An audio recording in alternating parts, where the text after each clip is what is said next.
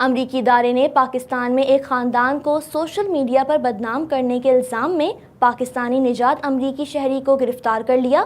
عدالت نے ملزم کے انٹرنیٹ استعمال کرنے پر پابندی عائد کر دی اور پاسپورٹ بھی ضبط کر لیا ہے۔ نیو یارک میں پاکستانی نژاد امریکی کو سوشل میڈیا کا ناجائز استعمال مہنگا پڑ گیا۔ ذرائع کے مطابق چند ماہ قبل پاکستانی صوبہ پنجاب کی ایک فیملی نے نیو یارک کے رہائشی پاکستانی نژاد امریکی شہری خواجہ فاروق کے خلاف امریکی سفارت خانے میں شکایت درج کرائی اور خواجہ فاروق پر الزام لگایا کہ یہ شخص انہیں سوشل میڈیا پر بدنام کر رہا ہے۔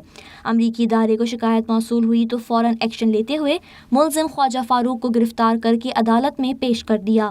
عدالت نے سماعت کرتے ہوئے ملزم خواجہ فاروق کی ضمانت منظور کر لی ہے، تاہم اس کے انٹرنیٹ استعمال کرنے پر پابندی لگاتے ہوئے اس کا امریکی پاسپورٹ اپنی تحویل میں لے لیا ہے تاکہ وہ بیرون ملک سفر نہ کر سکے۔ پاکستانی نژاد امریکی شہری خواجہ فاروق پاکستان کے اخبار کے امریکہ میں نمائندے بھی ہیں۔